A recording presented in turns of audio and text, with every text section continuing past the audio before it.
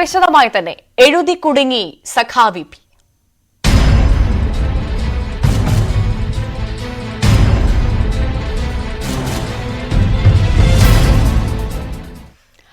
ആത്മകഥാ വിവാദത്തിനിടെ EP. Jayarajan പാലക്കാട്ടേക്ക്.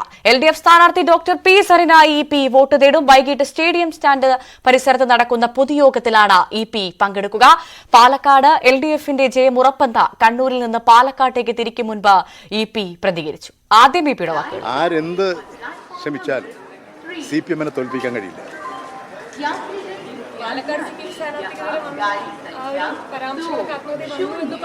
CPM-നെ തോൽപ്പിക്കാൻ സാധിക്കില്ല. LDF-നെ തോൽപ്പിക്കാൻ കഴിയില്ല.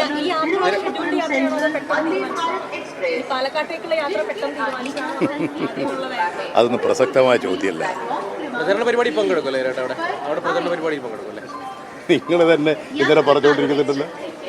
പിന്നെ ആ ചോദ്യത്തിന് എന്താ പ്രസക്തി? ഞാൻ അവിടെ പറയുന്നുണ്ട് പത്രക്കാരോട്. എല്ലാവരും രാവിലെ താരപ്രചാരകരുടെ പട്ടികയിൽ ഉണ്ടായിരുന്നെങ്കിലും ഇതാദ്യമായാണ് ഇ.പി. മണ്ഡലത്തിലെത്തുന്നത്. ആത്മകഥാ വിവാദത്തിന് പിന്നാലെ അടിയന്തരമായി പാലക്കാടെത്താൻ പാർട്ടി നിർദ്ദേശം നൽകിയതായാണ് വിവരം. UDF-നായി പ്രതിപക്ഷ നേതാവ് വി.ഡി. സതീശനും P.K. കുഞ്ഞാലിക്കുട്ടിയും ഇന്ന് റോഡ് ഷോ നടത്തും. BJPയുടെ മുതിർന്ന നേതാക്കൾ എല്ലാം മണ്ഡലത്തിൽ ക്യാമ്പ് ചെയ്യുകയാണ്. G. ശ്രീജിത്ത് നൽകും പാലക്കാട് നിന്നും കൂടുതൽ വിശദാംശങ്ങൾ. Sreejith, good morning. എന്തായാലും പോളിംഗ് ദിവസം CPM-ന് ഇ.പി. നൽകിയ കനത്ത പ്രഹരമായിരുന്നു ഇന്നലത്തെ പുസ്തക വിവാദം എന്ന കാര്യത്തിൽ സംശയമില്ല. അതിൽ രണ്ടാം പിണറായി സർക്കാർ ദുർബലമെന്ന പുസ്തകത്തിലെ പരാമർശമാണ് സർക്കാരിനെ സംബന്ധിച്ച് ഏറ്റവും തിരിച്ചടിയായതെന്ന കാര്യത്തിൽ തർക്കമില്ല. എന്തായാലും മുഖം രക്ഷിക്കാനാണോ ഇന്ന് പാലക്കാടേക്ക് എത്തുന്നത് ഇ.പി. എന്നുള്ള ചോദ്യം പ്രസക്തമാണ്.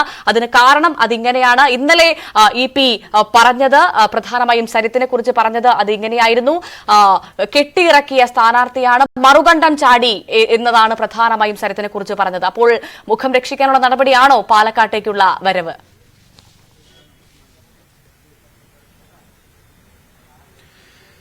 അങ്ങനെ സംശയിക്കുന്നവരുമുണ്ട് ഭവ്യ. കാരണം അസ്വാഭാവികം. കാരണം ഇതുവരെ താര പ്രചാരകരുടെ പട്ടികയിലുണ്ടായിരുന്ന ഇ.പി.ക്ക് പാലക്കാട് ഒരു പരിപാടിയും തീരുമാനിച്ചിരുന്നില്ല.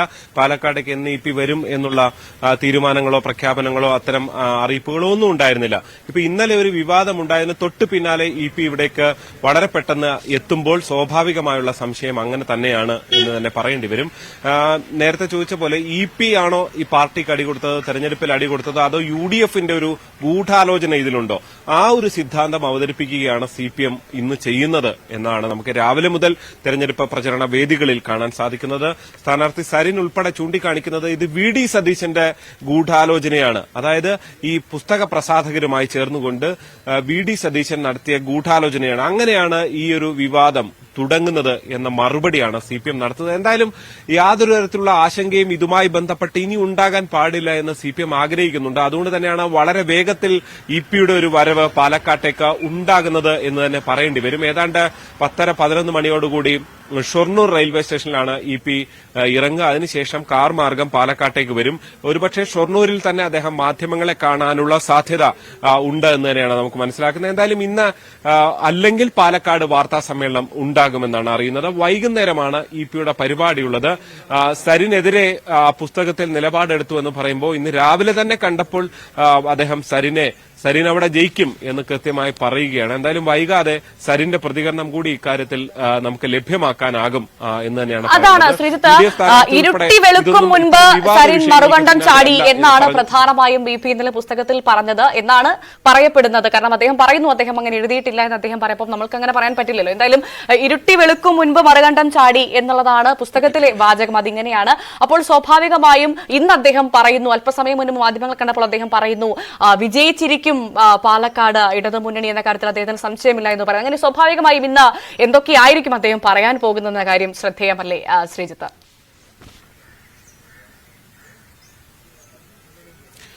ഇന്നലെ പറഞ്ഞ കാര്യങ്ങളൊക്കെ തന്നെ ഉണ്ടാകും. ഒന്നാമത് തന്റേതല്ലാത്ത വരികളാണ് ഈ പുറത്ത് പ്രചരിക്കപ്പെട്ടതെന്ന അടക്കമുള്ള കാര്യങ്ങൾ ഉണ്ട്. ഇതൊരു ആത്മകഥയല്ല എന്ന് ഇ.പി. ഇന്നലെ തന്നെ വ്യക്തമാക്കിയിരിക്കുന്നു. മാത്രമല്ല ഇന്നലെ തന്നെ നിയമ നടപടികളിലേക്ക് കടന്നു. ഒന്ന് വക്കീൽ നോട്ടീസ് അയക്കുന്നു. അതിനു മുൻപ് DGPക്ക് പരാതി നൽകി പോലീസ് അന്വേഷണവും നടത്താൻ ആവശ്യപ്പെടുന്നു. അവിടെ ശ്രദ്ധേയമായിട്ടുള്ളത് ഈ പ്രസാധകരുടെ പേര് പരാതിയിൽ ഉൾപ്പെടുത്തിയിട്ടില്ല എന്നുള്ളത് ശ്രദ്ധേയമാണ്. അതൊരു തെരഞ്ഞെടുപ്പ് കാല സ്റ്റണ്ടായി പരാതിയൊക്കെ അവസാനിക്കുമോ എന്നുള്ളത് നമുക്കറിയില്ല. നേരത്തെ തന്നെയും ഇപ്പോൾ ഇപ്പോൾ ഈ ശോഭാ സുരേന്ദ്രനെതിരെയൊക്കെ നേരത്തെ പരാതി നൽകിയിരുന്നതാണ്. പക്ഷെ അതിലും ഒരു കാര്യമായ തുടരന്വേഷണം ഉണ്ടായില്ല. അതുകൊണ്ട് തന്നെ ഇതിലൊരു ആത്മാർത്ഥമായ തുടരന്വേഷണത്തിലേക്ക് പോയില്ലെങ്കിൽ EP എടുക്കുന്ന നിലപാടുകളടക്കം ഫലത്തിൽ ചോദ്യം ചെയ്യപ്പെടും. എന്തായാലും EPയെ ഇന്ന് തന്നെ കൊണ്ടുവന്ന് തെരഞ്ഞെടുപ്പ് മുഖത്ത് കൊണ്ടുവന്ന് ഈ സരിനെതിരെ അദ്ദേഹം പറഞ്ഞതായി പ്രചരിക്കുന്ന വാചകങ്ങളുണ്ട്. അതിനപ്പുറത്തേക്ക് ഇന്ന് രാവിലെ തന്നെ അദ്ദേഹം പ്രതികരിച്ചു കഴിഞ്ഞു. ഇനി നേരിട്ടെത്തുമ്പോഴും EP ഒരുപക്ഷെ പൂർണ്ണമായും ഒരു ഇടത് ലൈനിൽ നിന്നുകൊണ്ട് അദ്ദേഹം സംസാരിക്കുന്ന രീതിയായിരിക്കും ഉണ്ടാകുക എന്നത് ഇന്നത്തെ രാവിലത്തെ പ്രതികരണത്തിൽ തന്നെയുണ്ട്. അതിനപ്പുറത്തേക്ക് സ്ഥാനാർത്ഥി സരിനൊക്കെ ചൂണ്ടിക്കാണിക്കുന്ന പോലെ ഇതൊരു VD സതീശന്റെ ഗൂഢാലോചനയാണോ എന്നതടക്കമുള്ള കാര്യങ്ങൾ അദ്ദേഹം ആരോപിക്കുമോ എന്നതൊക്കെ പ്രസക്തമാണ്. എന്തായാലും EPയുടെ വരവ് തന്നെയാണ് ഇന്നത്തെ പാലക്കാടൻ തെരഞ്ഞെടുപ്പ് രാഷ്ട്രീയത്തിലെ ഏറ്റവും ശ്രദ്ധാകേന്ദ്രമായി മാറുകയും ചെയ്യുന്നത്. സ്വാഭാവികമായും UDFും ഒപ്പം തന്നെ BJPയും ഒക്കെയും ഇത് ആയുധമാക്കുകയും ചെയ്യും. EP പറഞ്ഞതിനെ പൂർണ്ണമായി അംഗീകരിക്കുന്ന നിലയിലാണ് ഇന്നലെ BJPയും ഒപ്പം തന്നെ ഇപ്പുറത്ത് UDFും ഒക്കെ പ്രതികരിക്കുന്ന സാഹചര്യം ഉണ്ടായത്. എന്തായാലും രാഷ്ട്രീയത്തിലേക്ക് EPയുടെ ഇന്നത്തെ വരവ്, ഈ പാലക്കാട് തെരഞ്ഞെടുപ്പ് രാഷ്ട്രീയത്തിലേക്കുള്ള വരവ് ഇന്ന് പലതരത്തിൽ ചർച്ചയാകുന്ന കാര്യത്തിൽ തീർച്ചയായും ശ്രീജിത്ത് ഒരു കാര്യം കൂടി, ഇപ്പോൾ ശ്രീജിത്ത് സൂചിപ്പിച്ചതുപോലെ തന്നെ സ്വാഭാവികമായും മറ്റ് ഇടത് ക്യാമ്പുകൾ ഈ വിഷയം വലിയ ചർച്ചയാക്കുമെന്ന കാര്യത്തിൽ സംശയമില്ല, അതിൽ തർക്കമില്ല. അതോടൊപ്പം തന്നെ ഈ മുഖം രക്ഷിക്കുന്ന എന്നതിനൊക്കെ അപ്പുറത്തേക്ക് പ്രധാനമായും ഈ 20-ാം തീയതി നടക്കുന്ന തിരഞ്ഞെടുപ്പിൽ ഏതെങ്കിലും തരത്തിൽ ഇതൊരു തിരിച്ചടിയാകും എന്നൊരു വിലയിരുത്തൽ കൂടി ഇടതുമുന്നണിയിലുണ്ടോ? അതിന്റെ പശ്ചാത്തലത്തിൽ കൂടിയാണോ ഇപ്പോൾ പെട്ടെന്നൊരു സുപ്രഭാതത്തിൽ EPയെ പാലക്കാട്ടേക്ക് എത്തിക്കുന്നത്? അങ്ങനെ വിലയിരുത്താൻ സാധിക്കുമോ നമുക്ക് ശ്രീജിത്ത്?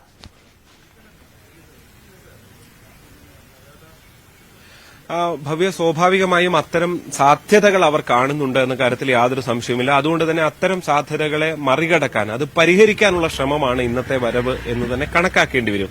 മാത്രവുമല്ല, ഇത് കേവലം ഇന്നലെ വന്നൊരു ആത്മകഥാ പുസ്തക വിവാദം എന്ന നിലയിലല്ല UDFും BJPയും ഒക്കെ ഇതിനെ അവതരിപ്പിക്കുകയും ചെയ്യുന്നത്. അവർ ചൂണ്ടിക്കാണിക്കുന്നത് ഇതിനകം തന്നെ CPMൽ ഉള്ള പലതരം അസ്വാരസ്യങ്ങളാണ്.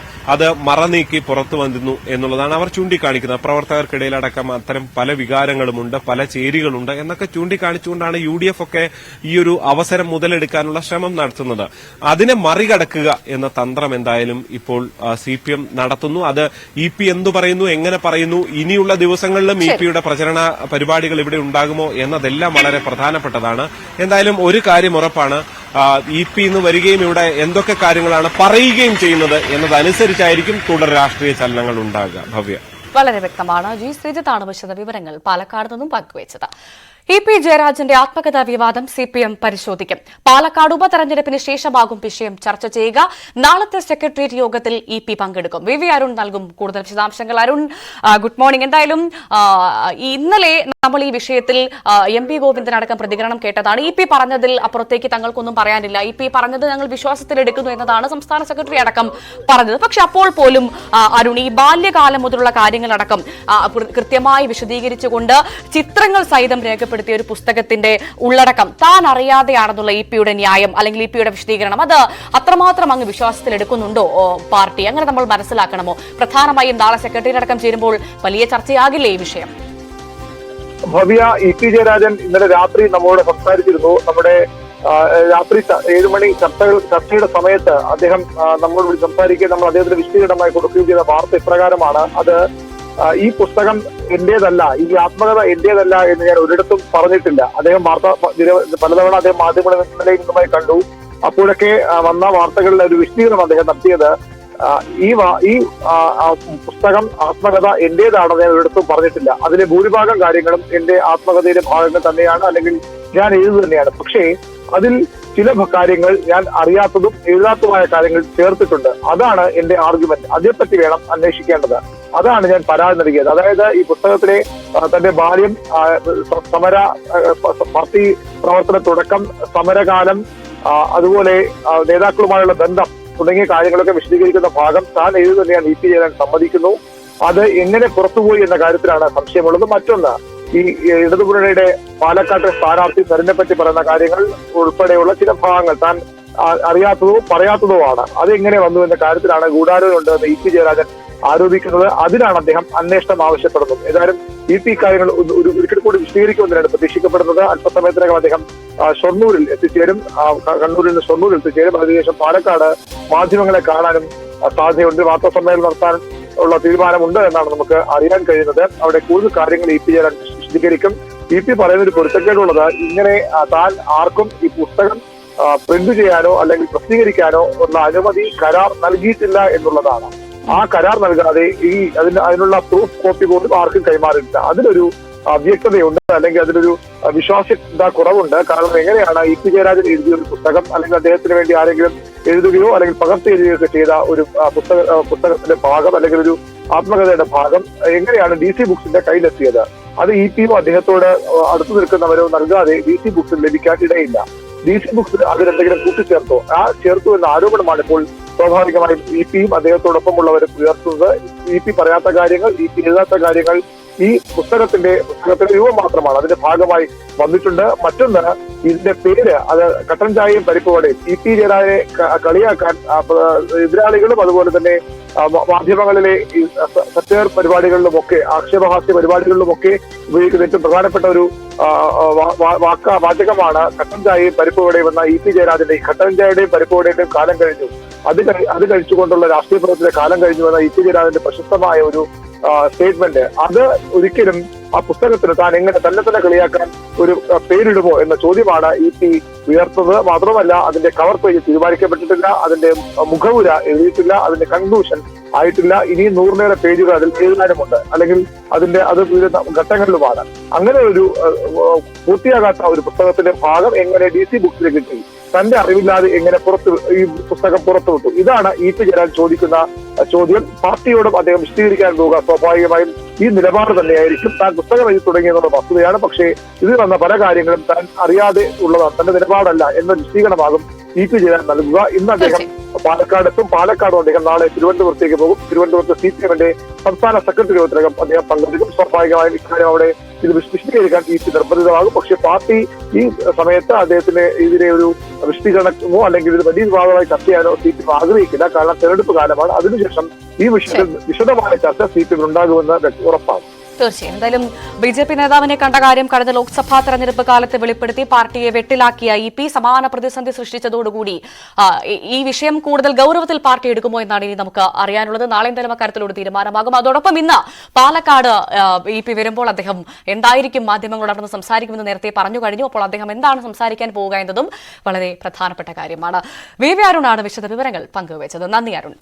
ആത്മകഥാ വിവാദത്തിൽ EP ജയരാജൻ നൽകിയ പരാതിയിൽ പോലീസ് കേസെടുക്കുക സർക്കാർ നിലപാട് അറിഞ്ഞ ശേഷമായിരിക്കും. കഴിഞ്ഞ ദിവസം DGPക്ക് ജയരാജന്റെ പരാതി ലഭിച്ചെങ്കിലും കേസെടുത്തിട്ടില്ല. DC ബുക്സിന്റേതായാണ് ആത്മകഥയിലെ ഭാഗങ്ങൾ പുറത്തുവന്നത്. എന്നാൽ പരാതിയിൽ DC ബുക്സിനെ കുറിച്ച് പരാമർശിച്ചിട്ടുമില്ല. സംഭവത്തിന് പിന്നിൽ ഗൂഢാലോചനയെന്നാണ് ജയരാജന്റെ വാദം.